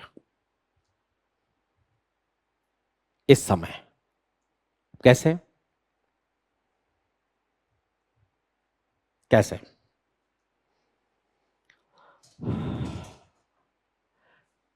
चीन, अमेरिका और रूस ट्राई जंक्शन बना, एक साथ आए। चीन ने अपनी बीआरआई प्रोजेक्ट के माध्यम से बहुत सारे छोटे देशों को अपनी तरफ आकर्षित करने का प्रयास किया। भारत को घेरने की रणनीति है। पाकिस्तान, चीन और कई छोटे देश मिलकर के किसको घेरना चाह रहे हैं? भारत को घेरना चाह रहे हैं। अब भारत को रणनीति क्या अपनानी चाहिए? यह बात ध्यान रखिए, भारत दो रणनीतियां अपनाए। एक तो सेल्फ रिलायंस को मजबूत करें, इस आधार पर क्योंकि कोई आपकी मदद नहीं करेगा, ठीक है। दूसरा, युद्ध ना हो। युद्ध हो जाएगा तब तो कोई आपकी मदद नहीं करेगा, उसमें आपकी ताकत ही मजबूत आएगी, क्योंकि यूक्रेन की किसी ने मदद करी क्या? लेकिन युद्ध ना हो, इसके लिए आपको ग्रुपिंग्स को मजबूत करना है। यह अपने दिमाग में हमेशा, युद्ध ना हो इसके लिए क्या करना चाहिए? भय। आपको भय दिखाना। भय दिखाने के लिए क्या हो? आप क्वाड के सदस्य बने, आप I2U2 के मेंबर बने, आप बातें चल रही हैं कि आप नाटो प्लस के सदस्य बने। इससे क्या होगा? इससे भय बढ़ेगा। किसके ऊपर? चीन के ऊपर, पाकिस्तान के ऊपर, इनके ऊपर भय बढ़ेगा और ये युद्ध इतनी आसानी से नहीं होंगे।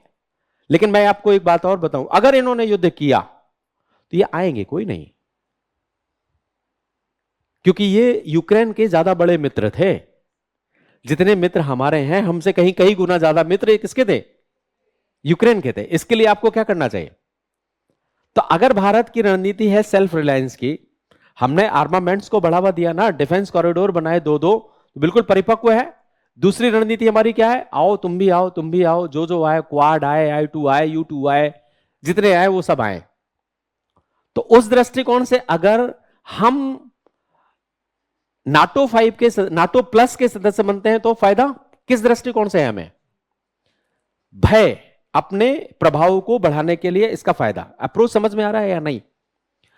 तो एक तो हमें चीन को संतुलित करने में फायदा होगा। दूसरा, रक्षा सहयोग में, क्योंकि अब हम जब इसके सदस्य बन जाएंगे तो हमें तमाम तरीके की टेक्नोलॉजी जो अभी नहीं मिलती हैं वो सब मिलेंगी। तो हमें रक्षा सहयोग में वृद्धि होगी, हमें इंटेलिजेंस में सपोर्ट मिलेगा, है ना? इंटेलिजेंस में हमें और ज्यादा सहूलियत प्राप्त होने लगेगी। इसके बाद क्षेत्रीय स्थिरता बढ़ेगी इससे। देखिए, वो समय आ गया है जब जब ये एक रामायण की चौपाई है ना, भय बिन होए न प्रीति, है ना? सुना है कि नहीं? नहीं सुना? भय बिन होए न प्रीति, नहीं सुना? प्रेम बिना भय के नहीं होता है। अच्छा बताओ, क्या नाम है तुम्हारा? रितिका। आप पापा को ज्यादा प्रेम करते हैं या मम्मी को? ये मैंने पूछा या ऑप्शन एक ही है आपके पास, पापा या मम्मी।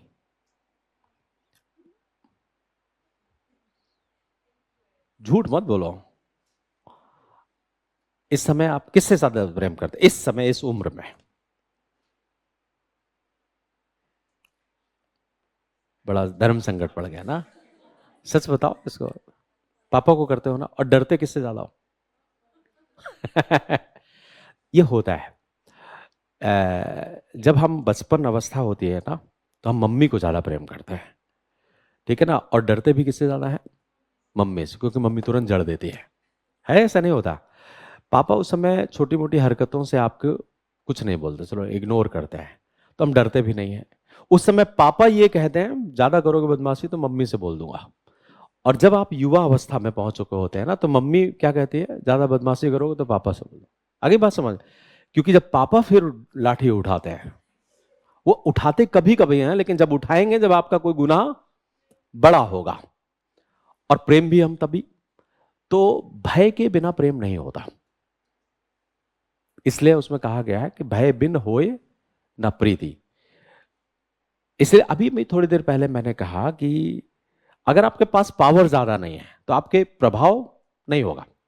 पावर होना जरूरी है। अभी पिताजी एक आदेश देंगे तुरंत आप कर लोगे, लेकिन छोटा भाई देगा या बहन देगी तो अच्छा अब तू मुझे आदेश देगा, ऐसा है या नहीं है? नहीं होगा। ये स्थिति है। हम जिससे डरते हैं हम सबसे ज्यादा प्रेम उसी से करते हैं। तो एशिया में अभी आप देखो, आप सोचो, मालदीव को हमने कितना पाला पोसा नहीं? पाला पोसा ना। नेपाल को हमने कितना पाला पोसा, लेकिन अवसर मिलते ही ये भाग लेते हैं। जाते हैं कि नहीं जाते? क्यों? अधिक लालच और डर, ये दोनों चीजें होती हैं। उन्हें पता है कि भारत अक्वायर नहीं करेगा, लेकिन चीन अक्वायर भी कर लेगा। तो ये एक बिल्कुल कहा, पता नहीं कितने सालों पहले कहा होगा, लेकिन अंतरराष्ट्रीय राजनीति में आज भी ये अपना महत्व रखे हुए है। तो चाणक्य का साम दाम दंड भेद, ये नीति आज भी, परसुएशन अच्छी बात है, अनुनय विनय, तो इससे हमें बेनिफिट क्या होगा? इंटेलिजेंस मिलेगा, और दूसरा रक्षा सहयोग को बढ़ाएंगे, क्षेत्रीय स्थिरता बढ़ेगी। एक कंसेप्ट आता है unit veto international system. Unit, जब दुनिया में सभी देश या अधिकतर देश परमाणु शक्ति संपन्न देश हो जाएंगे तो शांति स्थापित हो जाएगी। उसको कहा जाएगा भय की शांति, ठीक है ना? Peace for fear. क्यों हो जाएगी? क्योंकि कोई भी नहीं आक्रमण करेगा, उसे पता होगा कि मैंने आक्रमण किया तो मैं भी खत्म हो जाऊंगा। तो जैसे वो पटाखे की लड़ी में ना, हर पटाखा डरता है कि आग चाहे आगे वाले में लगी, फटूंगा तो मैं भी, है या नहीं है? तो लंबी पटाखा जानते हैं ना, लंबी लड़ी आप बिछा दे से, और उसमें एक ही आग लगाते हैं हम, और बाकी सब, तो अंतिम कोने का पटाखा बड़ा डर रहा होता है, कह रहा था अगर उसमें भी आग लग गई ना तो कहानी हमारी भी। से दुनिया जब परमाणु ढेर में बैठ जाएगी तो शांति अपने आप स्थापित हो जाएगी, क्योंकि सब डरेंगे। इसको पीस फॉर फियर या यूनिट वीटो इंटरनेशनल सिस्टम। एक देश के पास इतनी ताकत होगी, वो किसी को भी वीटो, पूरी दुनिया को वीटो कर सकता है। ये 6th स्टेज है ग्लोबल डेवलपमेंट सिस्टम का, 6th स्टेज। तो इसके बाद 3 स्टेजेस और है, मैंने कल्पना करी है अपनी किताब में, वो कि नेक्स्ट जनरेशन जो आएगा ना, आफ्टर द डिजास्टर वॉर, इसके बाद दुनिया कैसी होगी, तो वो अभी आएगी भविष्य में एक किताब। तो इंटेलिजेंस, फिर क्षेत्रीय शांति स्थापित होगी ना, रीजनल पीस आएगा, और क्या आएगा? तकनीकी का हस्तांतरण बढ़ सकेगा। तकनीकी हस्तांतरण बढ़ सकेगा, और हमें एक विश्वसनीय रख करके तकनीकी मिल जाएगी। इसके बाद आपको आर्थिक अवसर और ज्यादा मजबूत हो जाएंगे, क्योंकि आप विश्वसनीय हो जाएंगे। तो पश्चिमी राष्ट्रों के साथ आपने इकोनॉमिक रिलेशंस और ज्यादा बढ़ेंगे, तो आर्थिक अवसर भी बढ़ेंगे। ये बहुत सारे बेनिफिट हमें मिलेंगे, लेकिन चैलेंजेस क्या होंगे? अगर आप इसके सदस्य बनते हैं तो चुनौतियां क्या होंगी? एक तो आपके सिद्धांतों के विपरीत है, आप गुटनिरपेक्ष हैं, ऐसा है या नहीं? और आज भी हम क्या दम्भ भरते हैं? तो गुटनिरपेक्ष सिद्धांत के विपरीत होगा ये एक बात। सिद्धांत के विपरीत। दूसरी बात, अभी थोड़ी देर पहले मैंने बताया था कि चीन और रूस स्थायी मित्र नहीं है, लेकिन अगर आप नाटो 5 में गए तो चीन और रूस स्थायी मित्र हो जाएंगे ना। और आपके लिए ये कष्टकारी हो जाएगा, क्योंकि 3 बड़ी शक्तियां, 3, कौन कौन? और पाकिस्तान। बड़ी शक्ति का मतलब होता है परमाणु शक्ति, ठीक है ना? तो 3 परमाणु शक्तियां आपके शत्रु होंगे। ऐसी स्थिति में आपको समस्या आएगी या नहीं? और वो तीनों आपके पड़ोस में हैं, तो एक तो बड़ी प्रॉब्लम ये होगी, गुटनिरपेक्षता को समस्या होगी। दूसरा, अस्थिरता आएगी। हाँ, दक्षिण एशिया में तो एक तो दक्षिण एशिया अस्थिर हो जाएगा, जो बहुध्रुवीयता है वो समाप्त हो जाएगी, क्योंकि स्पष्ट है दो बायलैटरल, एक कोल्ड वॉर, नया तरीके का शीत युद्ध आ जाएगा। जो बहुध्रुवीयता है आज बनी हुई है, और हम मल्टीपोलर वर्ल्ड की तरफ जा रहे हैं। तो अगर आप यूरोप या नाटो के 31 शक्तिशाली देश, ठीक, और भारत भी उनमें मिल गया, तो बचे कौन? लैटिन अमेरिका और एशिया के कमजोर देश जो माइनर एक्टर हैं, क्या वो दुनिया में कोई प्रभाव स्थापित कर पाएंगे? और दूसरी तरफ हो गए रूस, चीन, पाकिस्तान, तो समस्या उत्पन्न हो जाएगी। मतलब एक प्रॉब्लम होगी कि दक्षिण एशिया अस्थिर हो जाएगा, एशिया अस्थिर हो जाएगा, द्विध्रुवीय व्यवस्था आ जाएगी वापस लौट करके। विश्व में क्या स्थापित हो जाएगा? द्विध्रुवीयता आ जाएगी और संघर्ष की स्थितियां और ज्यादा बढ़ जाएंगी। भारत की रणनीतिक स्वायत्तता कमजोर पड़ेगी, क्योंकि अब आप किसके सदस्य बन गए, तो आपको स्ट्रेटेजिक रणनीति बाकी देशों के साथ सहमति बनाकर बनानी होगी। तो आपकी रणनीतिक स्वायत्तता कमजोर होगी ना।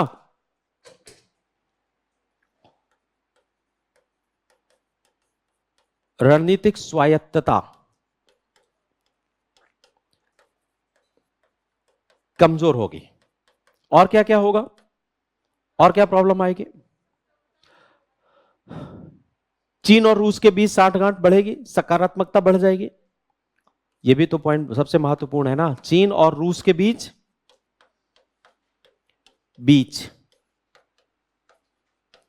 साठगांठ बढ़ेगी। साठगांठ जानते हो ना, है आप लोगों की किसी से? नहीं है, नहीं है, बड़ा कष्ट, ये बढ़ेगी। क्लंपिंग्स बढ़ेगी, ये एक बहुत बड़ी समस्या आएगी। और क्या क्या होगा?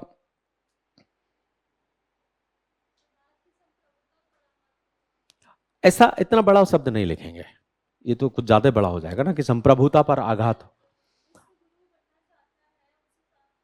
तो इसमें हमने लिख दिया ना कि राजनीतिक स्वायत्तता हमारी कमजोर हो जाएगी, ठीक है ना। पॉलिटिकल हम डिसीजन अपने हिसाब से लेंगे, ले ही नहीं पाएंगे। मल्टीपोलरिज्म, बहुध्रुवीयता कमजोर पड़ जाएगी। ये आप इन पॉइंट बिंदुओं को लिखिए। तो अब हमें करना क्या चाहिए? नेक्स्ट स्थिति आती है कि हमें करना क्या चाहिए। बैलेंस। अब देखो मजेदार बात क्या है, जितने देश नाटो के सदस्य हैं, बायलैटरल स्थिति पर हमारी सबके साथ दोस्ती है। तो क्यों ना हम बायलैटरल रिलेशंस के आधार पर ही काम करें, है या नहीं है? जैसे आप यूएस को देखो, यूएस के साथ हमारे डिफेंस पार्टनर का दर्जा यूएस ने हमें दिया है ना। बहुत सारे समझौते हैं, तो यूएस के साथ हम अलग तरीके से काम करें, जापान के साथ, साउथ कोरिया के साथ, ऑस्ट्रेलिया के साथ, फ्रांस के साथ हमारे सैन्य समझौते हैं, जर्मनी के साथ, ब्रिटेन के साथ। तो आपको क्या करना चाहिए? द्विपक्षीय संबंधों पर जोर देते हुए देखिए, भले ही नाटो प्लस नाटो नहीं है, एक अलग है, लेकिन उसमें नाम किसका जुड़ा है? नाटो का जुड़ा हुआ है। तो इस तरीके से रूस नाराज होगा ही होगा। अन्य प्रकार के रीजनल ऑर्गेनाइजेशन बनाइए आप, जैसे आपने क्वाड बनाया। भले ही दुनिया के देश कहते हैं कि क्वाड एशियन नाटो है, लेकिन स्पष्ट तो कोई नहीं कह सकता ना। रूस क्या स्पष्ट कह सकता है कि क्वाड एशिया का नाटो है? क्योंकि हम सैन्य संगठन का सदस्य नहीं है, और क्वाड सिर्फ सैन्य संगठन नहीं है। तो अभी अभी थोड़ी देर पहले मैंने आपको कहा था कि हमें सहकारी सुरक्षा पर जोर देना चाहिए। इस पॉइंट को आप यहां पर जो यूज कर सकते हो ना। तो सुझाव के तौर पर आपने एक पॉइंट क्या लिखा कि हमें द्विपक्षीय संबंधों को या सहयोग को मजबूत करना चाहिए, जो कि हमारे हैं। एक आध दो उदाहरण दे दीजिए, यूएस के साथ, ऑस्ट्रेलिया के साथ, फ्रांस के साथ, कि हम फिनलैंड के साथ भी। एक दो, सभी उदाहरण तो नहीं दे पाएंगे। ऑलमोस्ट लगभग सभी 31 देशों के साथ हमारे संबंध है, सकारात्मक संबंध है। तो क्यों ना हम बायलैटरल स्तर पर काम करें। दूसरा, सामूहिक सुरक्षा के स्थान पर सहकारी सुरक्षा पर जोर दें। आगे बात समझ में ना। क्योंकि नाटो अगर है तो कौन सी सिक्योरिटी हो गई? कलेक्टिव सिक्योरिटी टाइप का, या रीजनल सिक्योरिटी। तो सैन्य संगठन के स्थान पर ऐसे शब्द का प्रयोग, सैन्य संगठन के स्थान पर सहकारी सुरक्षा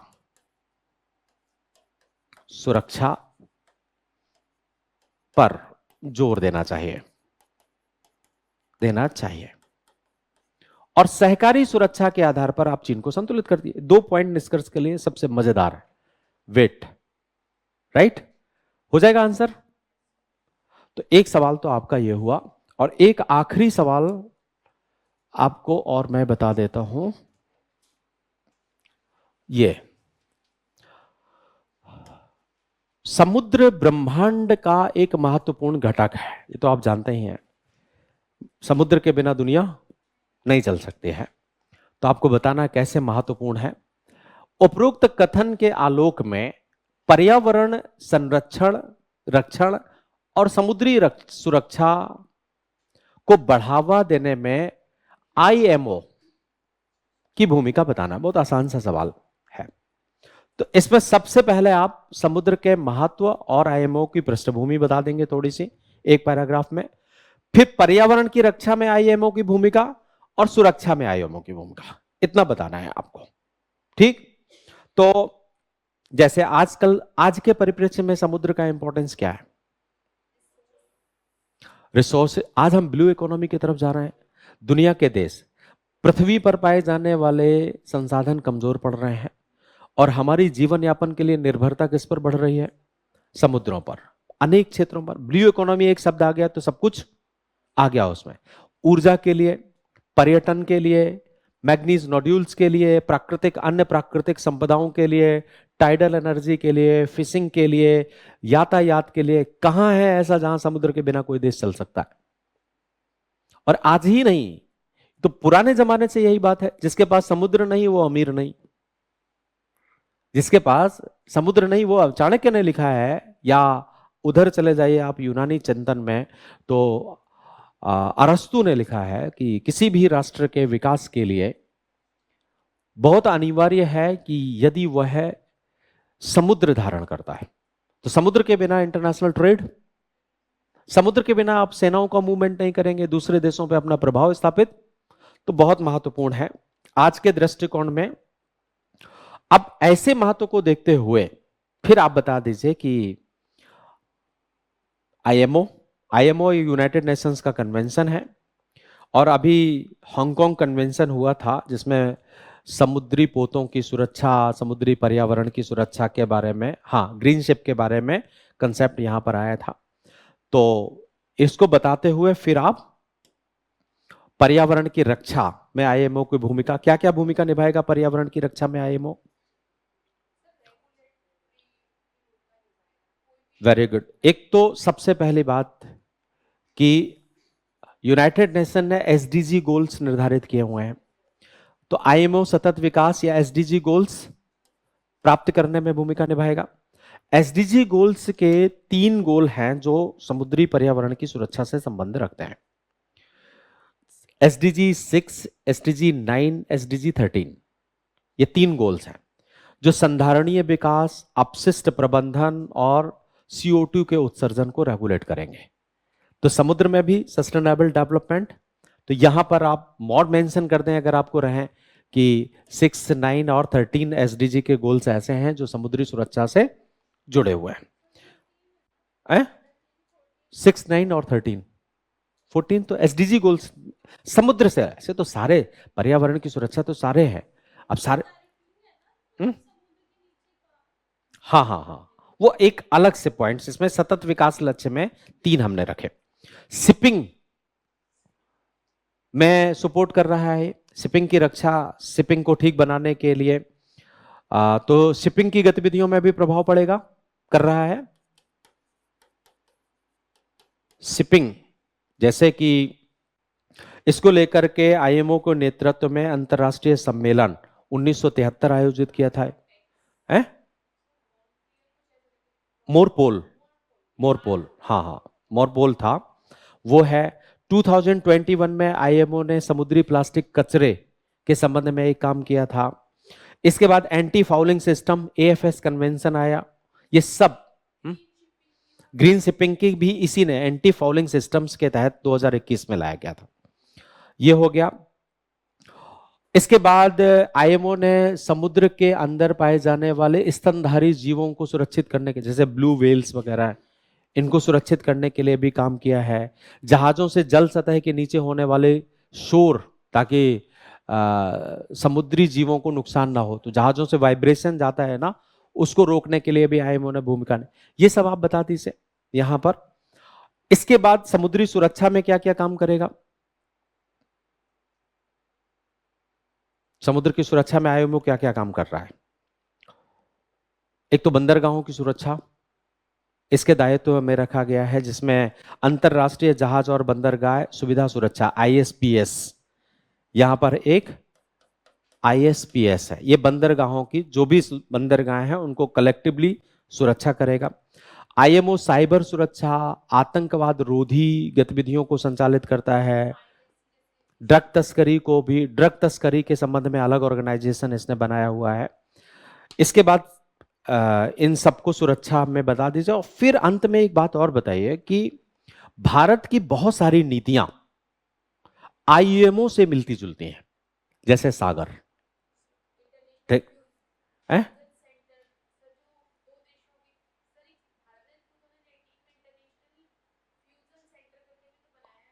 मॉरिशस में, मॉरिशस में, हाँ, लिख सकते हैं आप, लेकिन इतना ज्यादा तो अवसर नहीं रहेगा ना आपके पास। तो आप ये बताइए कि आईएमओ के आदर्शों को ध्यान में रखते हुए हमारी सागर परियोजना है वो काम कर रही है, और इस कारण से भारत के हितों में ये अच्छा काम करेगा। और कंक्लूड कर दीजिए कि आईएमओ ने 2050 के लिए ग्रीन हाउस गैसेस उत्सर्जन को नेट जीरो करने का लक्ष्य बनाया है। ठीक, फॉर्मेट आपको मिला हुआ है ना? फॉर्मेट नहीं मिला हुआ है, अपलोड हो जाएगा वो फॉर्मेट, ठीक है? तो वो अपलोड हो जाएगा, तो वो उसमें आप देख लेंगे। तो कुल मिलाकर के इसमें आपको पर्यावरण की सुरक्षा और सुरक्षा, इसके बारे में आपको बताना और कंक्लूड, छोटा सा सवाल ये है। तो ये 4 सवाल आपके इससे रिलेटेड हुआ करते थे। अब बताइए, और हो जाएंगे? पहले मैंने 3 साल के सवाल करे थे, वो देखे थे आप लोगों ने? आप नहीं, नहीं देखे हैं? 3 साल के सवाल मैंने 2003 के 4 के पहले करे थे, 5 के ये हो गए, तो उन देख लेना उनको आप। 4 साल के मैंने पहले भी रिकॉर्ड करवाए थे, 3 साल के, 4 साल के, 3 के करवाए थे ना। हाँ, तो बहुत है, इतना हो गया। और पढ़ने का तरीका क्या रहना चाहिए?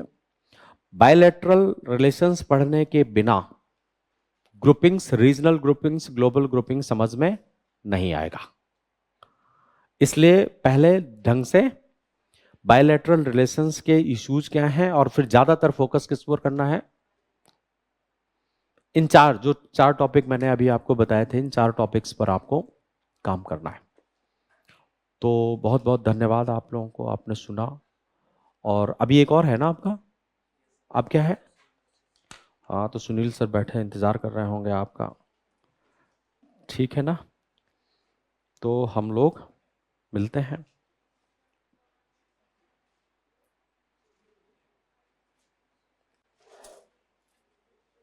Thank you very much.